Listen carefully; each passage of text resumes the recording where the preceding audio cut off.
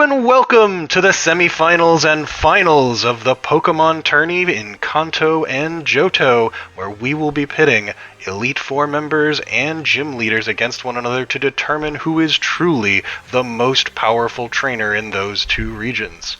I am joined today by the entity responsible for making this tournament a possibility, Kallisti. Hey, how's it going, folks? I'm Kallisti, they, them. I'm a maker who mostly makes mistakes, though the things that I've done in recent memory, this is definitely among most fulfilling. So, really looking forward to being here with you, Wrench, and looking forward to seeing how this shakes out. Yeah, I'm really glad you could be here for the culmination of this. As I said, this would not be possible without you. I had the vision and the idea, but not the technical expertise to bring it to fruition, and you putting me in a baby stroller and pushing me over the finish line is very much appreciated. No trouble at all. And honestly, I mean, as far as the idea for this goes, this is something that I would never have thought to do on my own. So this is really cool to sort of take that vision and help you really bring that to fruition. It's been amazing to see so far. And for the folks who are watching now, who might be watching these out of order, I mean, there have been some absolute barn burner matches over the course of the past several videos. Go back and watch them. Definitely, you won't regret it. Oh, I appreciate that. So, we are here to watch the semifinals, eventually a third place match, and the finals themselves, and let's just start with kind of how the two competitors we're going to start looking at now, Lance and Bugsy, got here. Bugsy actually both of these two stomped their groups. They didn't lose a single match on the way here. So they are going to have their first defeat be their ejection from the tournament here. Absolutely. What really strikes me about this, I mean, Lance, no surprise to see here. Look at his comp. I mean, we have power, we have speed, we have bulk, we have type coverage. It's no surprise going into the Final Four that Lance is among this squad.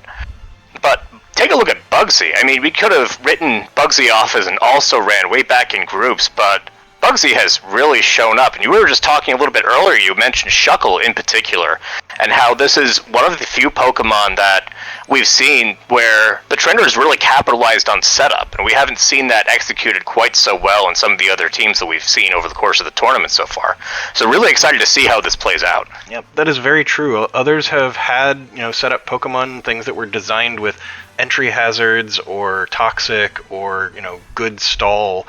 And Bugsy's really brought Shuckle out early, maybe not always first, but early in his rotation, set down the sticky web, set up the stealth rocks, and just really used it to his advantage. Sometimes he'll just let it die at that point, but he's set up the traps. He's made it so that the other Pokemon can come in freely once it dies and then beat the hell out of things.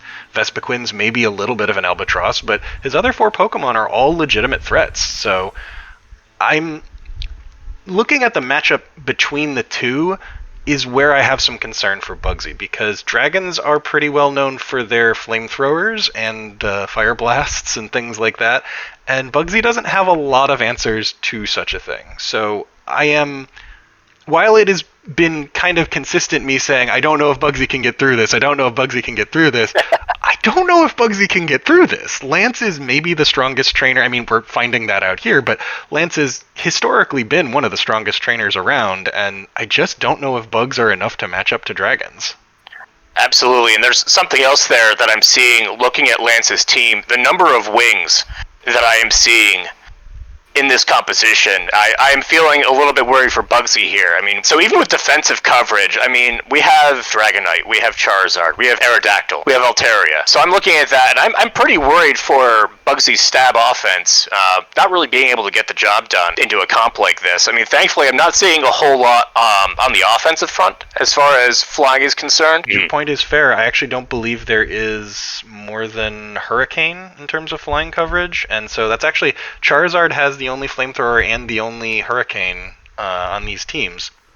Everything else is earthquakes kind of all over the place, stone edges, some things that are still going to be problems for bugs, but nothing other than, I think Charizard is the key, honestly. Lance is going to need to use that to his full effect. What Bugsy has, I mean, we've got the Shuckle, which will set some things up, but since all of Lance's Pokemon are part flying, Sticky Web is actually useless, but Stealth Rock is not. Stealth Rock will do massive damage to things with part flying types, so that will be an issue. I was going to say absolutely, and while I'm a little bit sad to see that Shuckle is not a pure meme Shuckle running power trick, As far as the moveset's concerned, this might play in pretty well as far as being able to withstand that Charizard. You have a decent amount of bulk there. You have Toxic to set up. You have Stealth Rock. If Bugsy decides to land that Shuckle early and set up, and can get behind that in such a way where that Charizard can be dealt with, Bugsy might have a shot. Yep. I think my personal theory is that Bugsy's best shot is getting Heracross in on something that is not Charizard, getting a Trailblaze off so he's faster than the Charizard, and then just beating it in one hit. That's the only thing I think he can do to beat that Charizard, and if he doesn't do that, maybe Yanmega, if he gets a bunch of Ancient Power boosts, could do it, because Ancient Power is going to be really strong against Lance's whole team, so maybe that's a second option, but I'm just not sure. You think we'll see a Scout with the Vespiquen early, and then U-turn to something that's a stronger pick? I haven't seen Bugsy use U-turn as effectively as, say, Faulkner did in earlier rounds. He has mostly thrown Vespiquen in the trash, but that's kind of where it belongs, so I can't really fault him for it. Fair. But what do you say we get into the first semifinal match? Absolutely. We can talk about types all day, but at the end of the day, it's the trainers, so let's see it. Here we go. Dragonite lead with a Yanmega on the other side. Interesting. Not what I would have expected there. E-Speed. Air Slash isn't going to do much, but it'll be better once he's faster. Or he can just decide to bring swap immediately. That's a surprise. Shuckle takes no damage from extreme speed. And Toxic's the Dragonite, alright? That's not a bad idea. Yeah, as far as setup goes, we're seeing that game plan play out again here. Stealth Rocks, there you go. Yep. Bugsy gets Shuckle working. And there's that Heracross you were talking about too, though it is taking some serious damage there, and it's burned. Well, the burn is intentional because it is a Guts Flame Orb, but... I see. That was way too much damage to come in on. Indeed. Roost is going to help, but Toxic buildup will be a problem. Spikes are useless. Bugsy doesn't seem to know Lance's team comp is all flying. A lot of switching. As he said before, hasn't seen it yet. A lot of switching. Okay, just getting a speed boost, that seems reasonable. Yep. But extreme speed's going to kill anyway, so actually no, not as reasonable. Unless he tries the double protect? Yeah, that might be what we see here. Well, nope. Just going to give not up so much. Omega. Bullet Punch? No. Switch to the Charizard. Oh, and a Sword stance, maybe anticipating the switch there. Oh, and we're seeing a swap. Okay, Shuckle can live one of those. Get a Toxic on the Charizard. You need it. Alright. There we go. Bugsy's trying. Playing to his outs. Holding on for dear life here, but not so much Shuckle as it drops. Giving up the Shuckle seems reasonable here. I think this is the right play. Use something... Oh! He's going to just give up the Dragonite. I was thinking just... Interesting. Use the Vespiquen to stall the Toxic out, but... What's Bugsy's play here? More Toxic. He's not a Poison Gym Leaders, but he's using it very effectively. Ooh, the Waterfall flinch. Gross. Brutal. Vespiquen's gonna die, but I think it did its job. But absolutely. Now we have that Toxic on the Gyarados and the rest of that setup there with those spikes. Knockoff. Oh, and Heracross does survive at 1%. Is it faster 1% than health? No, it is not. Not quite. Down to his last two Pokemon. Two of his best, Scizor and Heracross. Charizard's gonna... that's 4 times effective into Scizor. You're not doing that. Yeah, the quick attack there I think was the best play that he possibly had. Ooh, the swap, I'm surprised. Okay, the swap into Sala, okay. Pinsir goes full bug. Quick attack was trying to kill the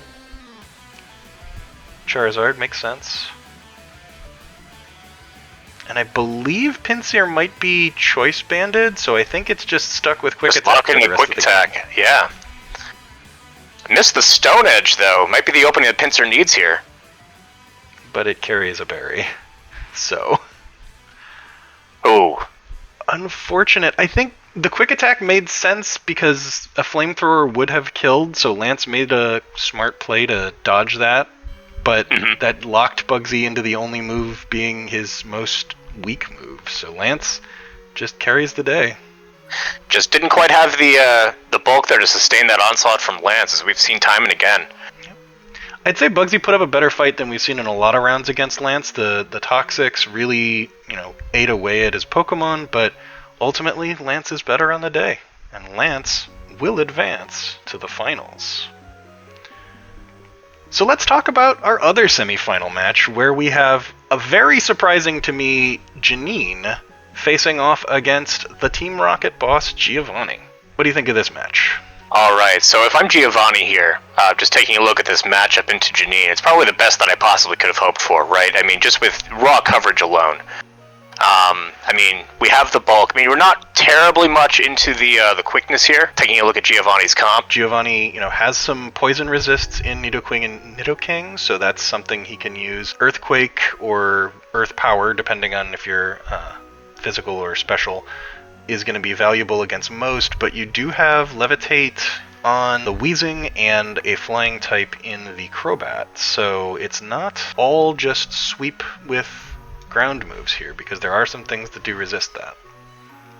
You're right, that's not a sure thing, but if I'm looking at the Venomoth, the Crobat, the Roserade, if Giovanni manages to stick that, I believe it was the Nidoking with the Ice Beam at a crucial time, he might be able to just sweep through with that. That's entirely possible. I think the best answer to that is going to be Tentacruel. That'll be value on Janine's team, but I think if she can position it away from that Ice Beam, Venomoth could be the difference maker here. With Quiver Dance Bug Buzz, it could go off like it did in a previous round. And of course, as we've seen from the previous matches, which did not quite end as I might have expected, that Explosion is a bit of a wild card here as well. Explosion has had a checkered history in this tournament, from Surge using it to lose a match and Janine using it on an awkward switch. Let's see if an Explosion can actually get a reasonable kill in this round, as opposed to just sacrificing something. Alright, only one way to find out. And that is by rolling the dice. Here we go with our final semifinal. Starting with Weezing, which I think is a good choice, and Hippowdon. Ooh, burn straight away. That's a good Interesting. idea. As are the Stealth Rocks. There's that Nidoking. There's that Nidoking. It takes the Flamethrower pretty well, but we'll see what the option is. Roserade, a bit of a questionable switch here. Yeah, the Sludge Wave also a questionable move, but it works out pretty well. Oh, and the Leaf Storm, cutting it down. Who are we to question Janine's switch? Apparently. Oh, Giovanni getting bitten by the switch bug here a little. Switching Hippowdon in a turn early so it doesn't get the sand back up. And we're back to that Weezing. Bit of a early slack off, honestly. But I'm not sure this Weezing can kill this Hippowdon, so what are we gonna do? You're just gonna go for a crit, I guess. That's an option. Giovanni stalling with the slack offs. Who will break the staring contest first? Oh, there's a crit, and it does 25%. Not quite enough. So no, at this point, it's looking like Weezing is just going to exhaust itself. I wonder if Trainer has something up their sleeve here. Who is benefiting more from this? Weezing running out of flamethrowers or Hippowdon running out of slack-offs? That's a very good question.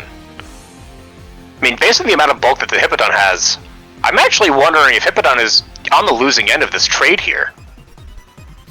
Yeah, and Giovanni gives up on the idea first. Earth Power doesn't work. Weezing has Levitate, so that's a terrible choice. Seeing a lot of misplays from Giovanni here. Yeah, the pressure seems to be getting to him. Maybe the tournament that he thought he had fixed, he's actually facing a stronger opponent. Seems not everyone will play ball. Janine kills the Nidoqueen because Giovanni doesn't know how to attack it properly. Up 6-4, okay, 5-4, giving up the Roserade. Drop the Roserade. Gets a clean switch for Tentacruel, so maybe that's the goal there. maybe not as clean as hoped with that knockoff coming through. But a strong Scald puts them in similar status, but does give up the wheezing. But Rocky Helmet is going to do its job. Good switch by Janine. Venomoth carries the heavy duty boots, so it won't take the Stealth Rock damage. And will put Kangaskhan to sleep. Up by a Pokemon, that might be enough to swing the outcome of this matchup. What will Tentacruel do? The sand is ticking away at it. Oh, the wake up quickly!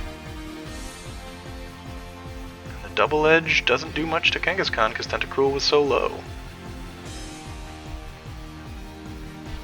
Janine's own Nidoqueen now. Gonna withstand the Double Edge. Can it kill on the rebound? It can! Off of the Earthquake, no less. That's a bit of a slap in the face to the ground gym leader.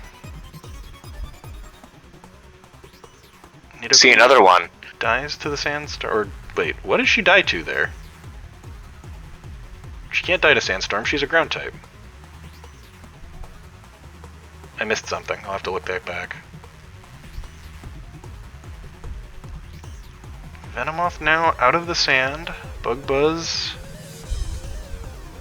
Ooh, a critical and hit. the crit, but Venomoth still up and running. Oh, you can't sleep something that's burned, Janine. No! I don't see a Crobat getting through a Rhyperior, even if it can beat the Hippowdon. Yeah, this is certainly not looking good. Super Fang gets it halfway, but Super Fang's never gonna kill. An Earthquake now that it's not a flying type anymore. Giovanni, despite some really, really dumb plays, manages to get through. I feel like the type advantage matchup really helped him in the end, but man, he tried to throw that away.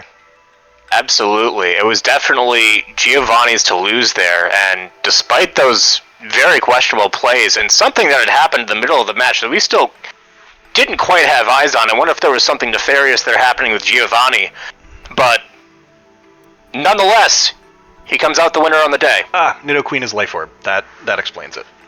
I see. I had forgotten her item, and yes, Nidoqueen is Life Orb. That is why she lost the health there.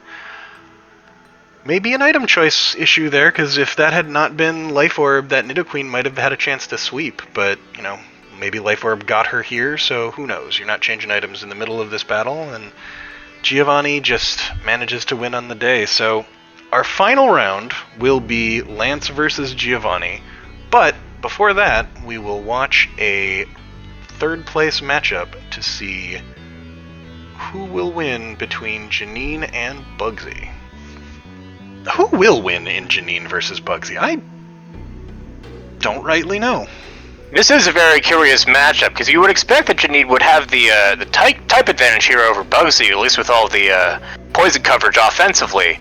But, I mean, looking at what Bugsy has been able to pull out throughout this tournament, I mean, again, it could have been written off very early on, but he has consistently shown up. We have consistently seen strong plays, especially out of that Shuckle.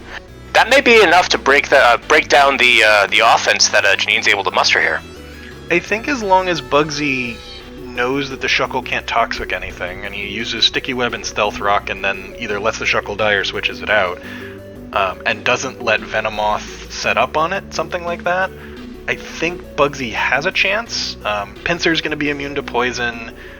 Heracross doesn't care if you poison it because it's got guts, so I don't know. I think just because I've written him off so many times, I'm going to say Bugsy wins this and takes third, but I wouldn't be stunned if Janine won. This is definitely going to be a close matchup. If I had to make a prediction here, I would actually go with Bugsy as well. I mean, if only because we've seen consistently strong plays, and when it comes right down to it, I mean, as we've said before, I mean, it's a matter of winning on the day. I mean, theory will help you only get so far. Strong coverage will only help you get so far. You have to actually execute, and we've seen that happen. Yeah, we have. But Janine has gotten her way here as well. She's no slouch. She's had some really clever plays around her Roserade and her Tentacruel specifically with its anti-draining ability in Liquid Ooze. So we will see who is the victor for third place. Let's go. Yanmega, solid lead into Crobat. Okay, why not just start with Shuckle? Oh, and we have the U-turn into a Venomoth. Yeah, I think that's a good swap because you don't want to let it Quiver Dance up, so... For sure. Heracross getting its guts ready. And take some damage from the Rocky Helmet and the burn, but that will kill Weezing in one more hit. Or not. Interesting swap here, resisting the Sludge Bomb. Shuckle gets poisoned, though. A critical hit Flamethrower that does about 20%. Shuckle being an absolute wall, but that poison is really starting to tick up. But he gets his moves down. Those are Shuckle has done its job now. It can just die, and that's fine. And even Vespiquen manages to tank that Flamethrower. Weezing built to last, not built to damage, but still doing a pretty good job here with the burn. Yeah, landing after that Roost, let's see if that becomes relevant later on in the matchup. So far, just Bugsy trying to get to full and Weezing trying to hit some crits. Which has been Janine's strategy, just let Weezing use Flamethrower until it stops being relevant. Vespiquen landing those spikes. Yeah, more entry hazards for Bugsy. He's very fond of them and uses them more effectively than most. This is the longest Vespiquen has, or Bugsy's Vespiquen has, stayed up. Usually he kind of sends it in to die, and this game he's actually getting some time at the very least out of it, if not value. I guess the spikes are value, but... I mean, taking a look at Bugsy's comp once again, I mean, time is what he needs. He needs to set up. He wants to be able to get those entry hazards in play. Everything is in place. Now it's just a matter of grinding him down. Yep. So let's see if he actually gets more spikes up now, or nope, he goes to 100% and roosts. Probably the safest play here. Now is the time to do something. Use spikes. There you go. Alright. Yep, there's the additional stack. It just takes, 8 or 9 turns to get one stack in. Oh, I don't like that switch. Yeah, and Mega, ooh, very risky there and almost paid for it dearly. And the crit. Oof. But that speed boost there might be able to outspeed this Crobat. Yep. Lance and they power, do. But not gonna matter if Crobat does anything, and it does. It certainly does. First questionable move by Bugsy, I'd say. Bullet Punch, not bad. But Roost is gonna bring it back. Well, he's technically dealing 51% and he's only healing 52%, so he is technically making progress, but he's also hurting himself with Life Orb, so... Very slowly. Oh, that was only 46%, so it's a roll whether or not he out-damages the heal. Bugsy, we're looking for that crit here. Finally stops with the Bullet Punch. Oh, that'll help. Oh, and a Swords Dance. Wish you'd had started with that, but... There we go. Wasted around 50% of your health bullet punching, but Janine doing the swaps. And those entry hazards really stacking up, setting up for another bullet punch.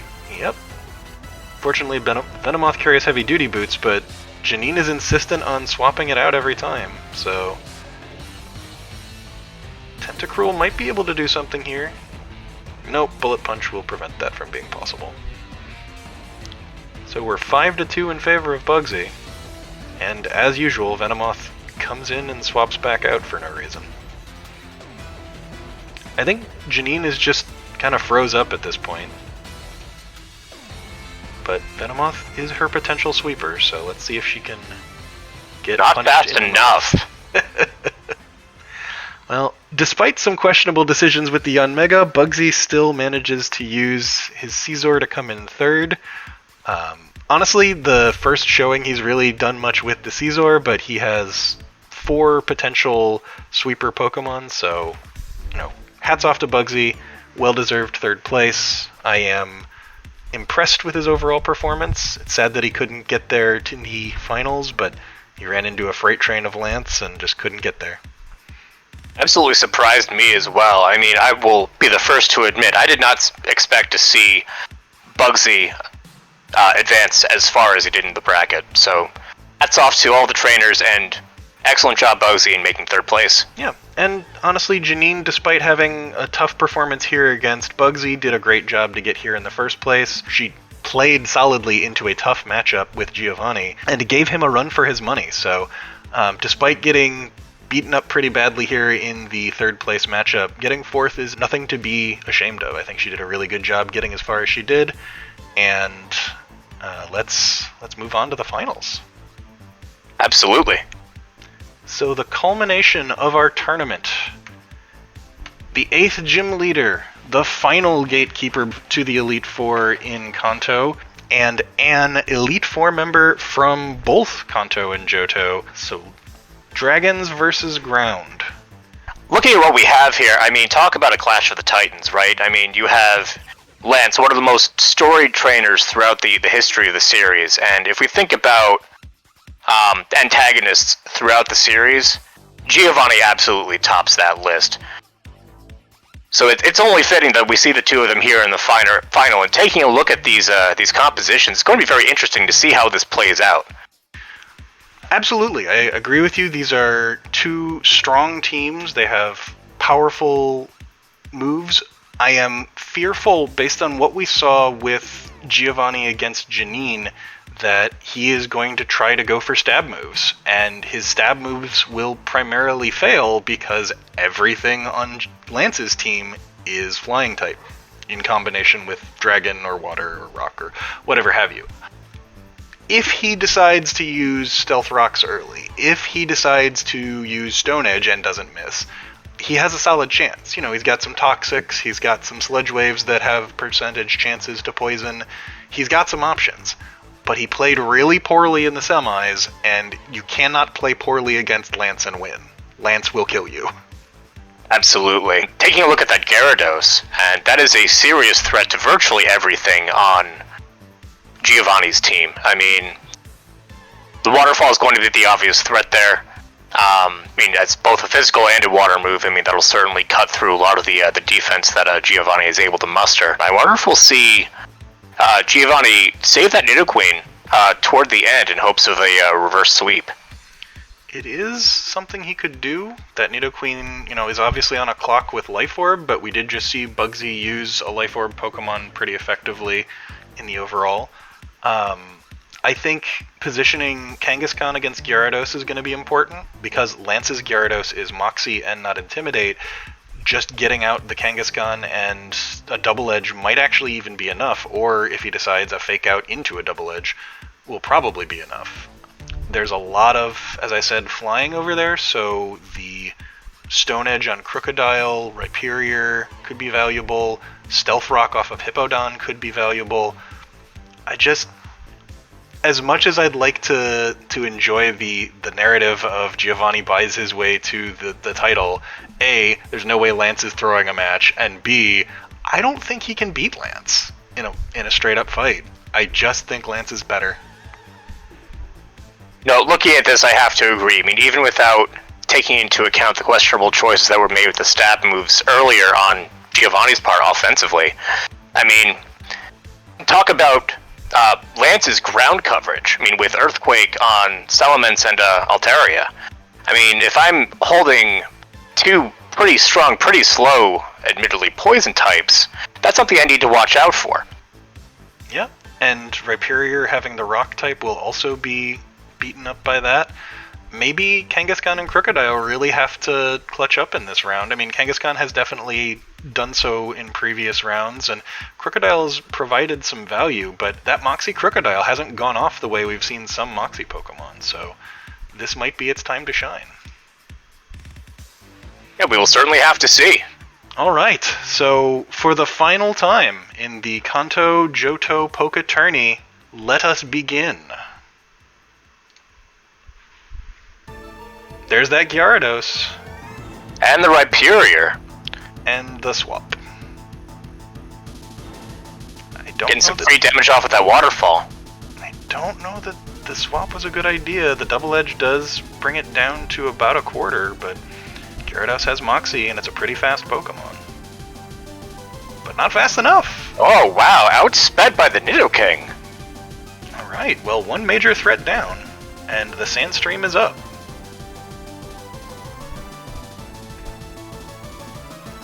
I think Hippowdon dies to the... Oh, that's right, it has leftovers, so it might survive? No. Not quite. And another Moxie Pokemon. Lance is here to kill people. That is his goal in life.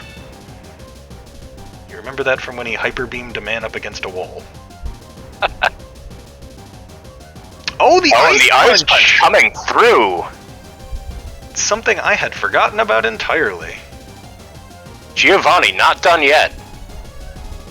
Alright, survives the Earthquake, probably survives another. It's going to be close. Pretty solid.